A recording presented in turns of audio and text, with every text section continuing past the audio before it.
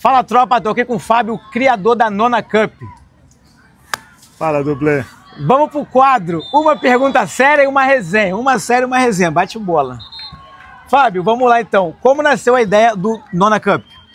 Cara, a ideia do Nona Cup saiu depois do Covid. A gente ficou preso em casa uns 5, 6 meses. E aí quando voltou, a prefeitura estava com o complexo todo disponível.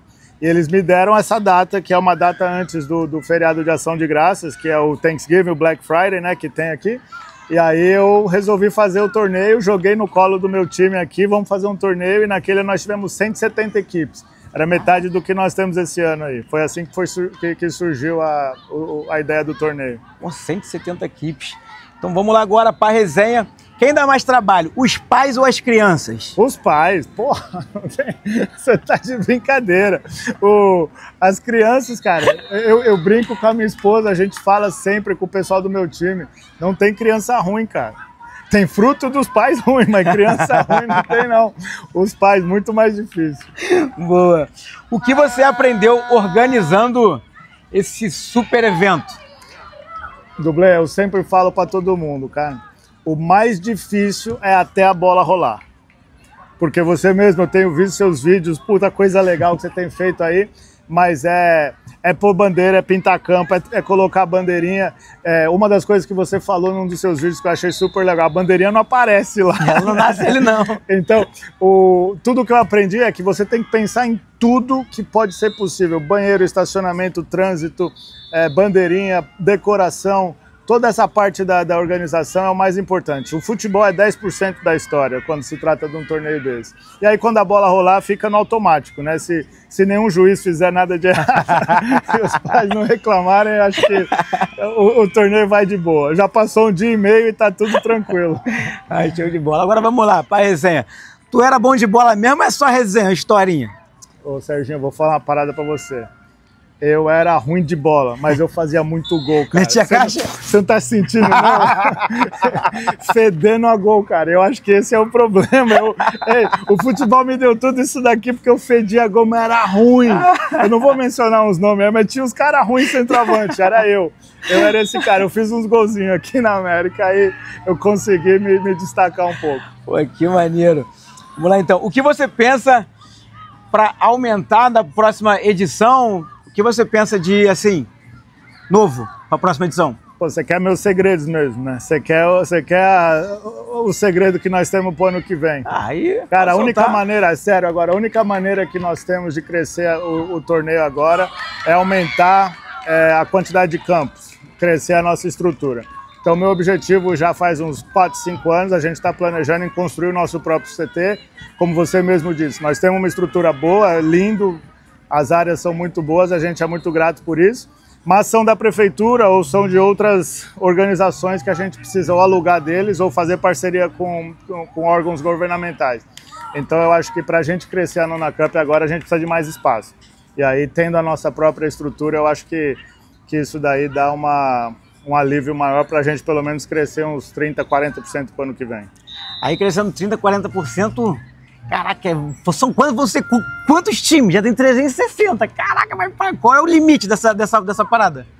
O turismo esportivo aqui nos Estados Unidos é muito popular, né? Então já existem lugares com 30 campos no Arizona, em Las Vegas, em áreas que são menos populosas como Orlando, que já tem torneio de 700 equipes, né? Que é o dobro da nossa, 1000 equipes, depende do quanto que você faz. Aqui em Orlando, por estarmos logo atrás de um feriado de uma semana, né? Que seria a Semana do Saco Cheio aqui, a gente pode crescer o número de equipes com a quantidade de campos e estender o torneio até segunda, terça-feira, né? Então esse ano ainda acaba no domingo, mas dá para estender segunda, terça, quarta. Aí quinta-feira é o dia de Ação de Graças e sexta-feira é o Black Friday. Como todo mundo do país quer vir para Orlando, sair do frio de lá, ficar aqui e curtir isso daqui, o objetivo é ter mais campos e esticar o tamanho do torneio em termos de dias. Entendi. Só pegar esse ganchinho. A Disney ajuda com o futebol? A Disney ajuda, eles já patrocinaram a gente, assim como a Universal também, mas aqui os órgãos que nos ajudam é o Departamento de Turismo da cidade. Então a Disney todo mundo paga uma taxa para a cidade, que é o imposto do turismo, né? Então, quando você vai comprar, ficar no hotel, alguma coisa, tem uma taxa do imposto de turismo. E essa organização nos ajuda. Então, nós somos patrocinados pela de Kissimmee e pela de Orlando para fazer um torneio desse. Então, nós também ganhamos uma comissão dos hotéis que são registrados para esse fim de semana. Então, a Disney em si não ajuda, mas é como se fosse uma agência que recebe da Disney e passa para as pessoas, para os grupos como nós, que criamos esse tipo de evento. Pô, show de bola. Agora, resenha. Por que tu não me inscreveu para jogar? O gato velho. Porque acaba no 19. Você já teve 19 há 10 anos, mas agora não dá mais. Você já falou aí que você tem 20 anos de carreira, não tem como você estar jogando ainda aqui. Pô, mas eu queria, eu fico olhando assim essa molecada, pô, bate a nostalgia, esses tapetes, pô, os campos... mas já que estamos nessa resenha, e para manter esse tapete aí, que no Brasil os caras, na série, os caras não conseguem manter grama, como é que tu mete um tapete assim para sub-8, sub-6? Eu vou tentar não ser muito polêmico com essa história, é o clima aqui que ajuda. Ah, o clima, nossa, eu fico doido, série A, os caras têm que botar artificial, pagando 3 milhas, eu fico louco com isso, mas pô, muito maneiro, tá bom? Serginho, obrigado. Dublê, obrigado aí por vir nos prestigiar. Tá muito legal ter você aí, você tá conectando com a molecada. Esse tipo de coisa é muito importante para nós, para ver que tem um maluco, um brasileiro aqui fazendo uns negócios legais aqui. E o meu time também, minha equipe inteira, nós temos hoje 50 treinadores, acho que 20 são brasileiros, mais o pessoal do escritório. E hoje tem um grupo aqui de uma escola aqui e da universidade, que é o Brasa, é o grupo de brasileiros da comunidade brasileira.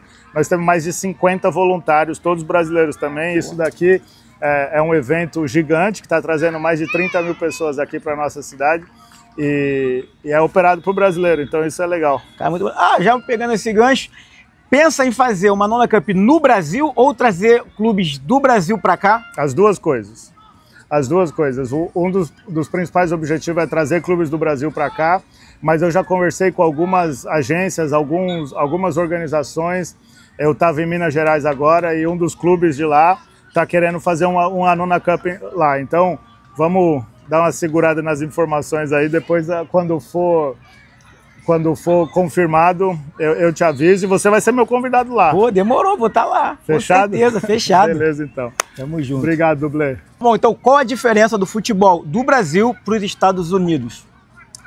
Dublê, eu tenho ido muito para lá e visto, meu filho está jogando lá no Brasil e eu acho que o jogador americano ele é muito mais atleta, ele é muito mais profissional. Então o jogo dele é mais robótico, porém eles são muito mais consistentes, eles mantêm uma média de velocidade de jogo, de força, mais consistente que o Brasil. No Brasil você tem a criatividade, né? Você tem aquela coisa, e às vezes você chega no nível mais acima, o jogador brasileiro ele precisa se adaptar à velocidade do jogo, à força do jogo. O americano ele já tem um intelectual mais alto, são meninos que são mais expostos à escola, ao ensino, a outras coisas. Então o intelectual do jogador, a inteligência do jogo do jogador americano está um pouco mais alto. Mas a criatividade do brasileiro ainda é aquela coisa de um para um, a criatividade de dar uma caneta, de dar um chapéu, isso daí ainda faz a diferença. Então hoje eu acho que está balanceado. Se você pegar um time no Brasil, igual os times de base lá, que você tem o profissionalismo, da força, de toda essa parte profissional do futebol, mais a criatividade, eles vão ser mais fortes aqui. Mas já tem bastante times aqui de base, ou você viu aqui, que nós não deixamos nada para trás não pro que está acontecendo no Brasil. E lógico, né? O Brasil, o futebol tem 200 anos, aqui tem 30. E assim, para chegar o profissional lá no Brasil, pô, é estadual, o cara tem que passar um veneno, passar estadual, depois 4ª divisão. Aqui, como que é pro menino sair aqui do clube e ele chegar a um profissional, chegar a uma MLS ou uma USL? Então, aqui o processo é um pouco diferente do que é no Brasil, porque você não tem tantas categorias de base. Então, aqui em Orlando, por exemplo, só tem uma, que é o Orlando City. Em Miami também só tem uma. E aí, abaixo disso, tem os clubes que são federados, que jogam contra eles, mas só tem uma. Então, Os jogadores que o Orlando City estava aqui hoje, outros scouts estavam aqui do Inter Miami, eles vêm aqui na Nona Cup, por exemplo, e eles escolhem jogadores que eles querem levar para o clube deles. Então, se o Orlando City levar um jogador da Nona para lá, ele entra no processo igual uma categoria de base no Brasil normal. Só que a diferença que tem aqui, o menino pode jogar ou na Nona ou nesses outros clubes federados que tem pelo país e ainda ir para a universidade, jogar com bolsa de estudos e universidade. Que isso você sabe muito bem que tem muito jogador de nível jogando na universidade, muitos brasileiros que talvez consigam chegar até um certo ponto no Brasil, ainda volta aqui para fazer a universidade. E depois da universidade você ainda tem a opção do draft. Então aqui tem mais opções ainda do que no Brasil, porque lá no Brasil o funil é assim e depois todo mundo que está fora desse funil não entrou, caiu. Aqui não, aqui o funil ainda é assim, só que depois abre para a universidade e depois fecha de novo. E só que aí os meninos saem com diploma universitário. Então eu acredito que seja uma boa, como nós falamos aqui no termo inglês, é uma win-win, é um ganha-ganha. Não tem o que errar. Se o menino não for profissional, ele pode jogar na universidade. Entendi, porque tipo assim, eu tive no Sub-20 lá do Flamengo, né? Vamos botar aí que um chegou assim num nível muito alto. Você acha que, exemplo, num Sub-20 aqui, quem chega num Sub-20 lá de um City, Orlando City, eles têm mais chances de chegar num profissional do clube? Eu acho que esse funil final é igual. O funil final é igual. Porque nós estamos competindo, você pega um menino americano aqui que está crescendo no Orlando City, o meu filho é goleiro, joga no Orlando City. E o goleiro do Orlando City era o Galese, da seleção peruana. Então, sim, é igual lá no Flamengo. Você tem um moleque que está subindo, ele é goleiro, vai jogar na seleção brasileira, vai fazer tudo. Hoje com o Rossi ele não vai jogar, o moleque da base, né? Foi o que aconteceu com o Hugo Souza, que teve dificuldade subindo. Mas eu acho que aqui está começando essa história. Eu acho que quando a MLS e os times americanos entenderem que existe um mercado de compra e venda de jogador, isso daí vai acontecer cada vez mais. Isso já está acontecendo. Nós temos um menino aqui de Orlando que está jogando a Copa do Mundo de Sub-17 pela seleção da Venezuela. Isso é um menino que cresceu aqui com a gente. Maneiro. Não da Nona, mas cresceu jogando contra a gente bastante. Maneiro. Então, se você fosse escolher agora, tu tem Flamengo e um time da MLS no Sub-20. Flamengo não, vamos de Corinthians? Vamos de Corinthians no Sub-20? Ou um time da MLS aqui, para onde você iria? Com a 10, tu ia ser o 10 e faixa lá e 10 e faixa aqui no Sub-20, 18 anos. Hoje em dia, Dublê, as pessoas vão falar que eu estou sendo bairrista porque eu moro aqui há muito tempo, mas eu acredito que nos times grandes no Brasil hoje é muito mais difícil você subir, mesmo sendo 10 e faixa, num Flamengo, por exemplo, porque hoje o 10 do Flamengo é só o Arrascaeta. E aí no banco você tem 5 craques ainda no time profissional. Então esse menino do Sub-20 do Flamengo, que é o 10 e faixa, ele não vai subir tão simples. Ele vai ter que ser emprestado para um time menor, isso para subir e depois talvez voltar para o Flamengo. Então eu acho que se eu pudesse responder essa pergunta, eu ficaria no Sub-20 do Orlando City, porque se subir ainda tem um cascalho em dólar. Né? Boa. Gostei. Fábio, o jogador dublê, o cara que tá ali no veneno, Série D, estadual, e tá pensando assim, pô, quero ir pros States, tô vendo as oportunidades lá. Por onde esse cara pode começar? Pela USL 2. A USL 2, que foi a liga que você jogou, que é o que nós temos aqui, que seria a 4ª divisão dos Estados Unidos. Existem vários programas e tá ficando, você jogou com a gente aqui 2 anos, tá ficando cada vez mais forte essa liga. Então, se eles conseguirem entrar em um time que tenha esse programa, eu acho que ainda dá uma chance aí. Vocês viram quando vocês estavam aqui, eu mandei jogador desse time para fazer teste no Orlando City, para fazer teste no Tampa Bay Rowdies. Nós mandamos para alguns lugares os meninos e eu acredito que o jogador dublê, ele vai ter mais chances pela USL 2 e é um curto prazo também. Então você não precisa se preocupar no início com o negócio de visto, com o negócio disso, porque é uma liga curta, é uma liga de 3, 4 meses e você consegue vir jogar, se destacar e aí conseguir. Eu consegui assinar um menino que jogou com a gente na USL 2, que jogou depois na 2ª divisão aqui, que é a USL Championship, e agora ele está em Dubai. Então, eu acho que a USL 2 é a melhor maneira de entrar aqui para esse jogador que ainda está tentando. E pode te mandar o DVD? Manda pro Bruno! Fábio, você tem um filho, Luan, uma promessa, o cria tá na seleção dos Estados Unidos. O que você tem a dizer assim sobre o seu filho? Dublê, muita gente me faz essa pergunta e eu tenho um orgulho muito grande do que ele está fazendo, não só por ele estar jogando, ter sido escolhido para a seleção, mas também está se destacando lá na base do Orlando City. Eu não estou muito preocupado, sinceramente, com o que vai acontecer daqui para frente. Acho que a pergunta que eu faço para ele, é o que eu tento ensinar aos pais, é o que de fato ele está sentindo com tudo isso. Está feliz, está gostando, é isso que ele quer. Enquanto ele estiver feliz, enquanto ele estiver gostando, nós vamos dar o suporte para ele. Mas não é uma coisa que vai definir ele como pessoa e tal. Mas o que me deixa mais empolgado com essa história é que o moleque tem 14 anos, está fazendo tudo isso que você falou, e é um moleque do bem, ele cumprimenta, olha no olho, um moleque que todo mundo gosta dele, que não tem inimigos já, que se adapta a qualquer coisa. Então, acho que a criação do homem, para mim, é mais importante do que a do jogador de futebol.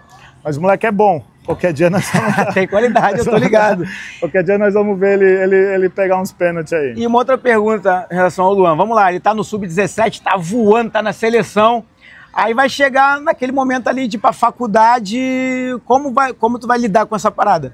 Tudo vai depender do que serão as ofertas naquele momento, né?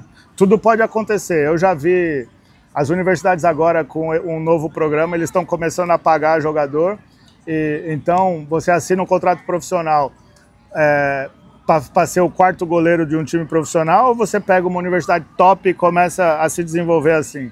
Eu não tenho essa resposta para você hoje, não quero ter, porque a gente está sofrendo aqui com um moleque que já não para em casa, Sim. sempre viajando. Eu estou curtindo meu mais novo ainda, meu molequinho ainda. Mas lá na frente a gente pode fazer essa pergunta e minha esposa e eu vamos fazer essa decisão com o que ele quiser também, né? Porque pode ser que ele esteja um contrato profissional, pai, não quero mais, quero ir para a universidade. Quero ter umas namoradinhas na universidade, então eu não vou poder controlar isso. Né? Maneiro. Show de bola então, Fabão. Sucesso aí, Luan. Tamo junto. Valeu, Presidente.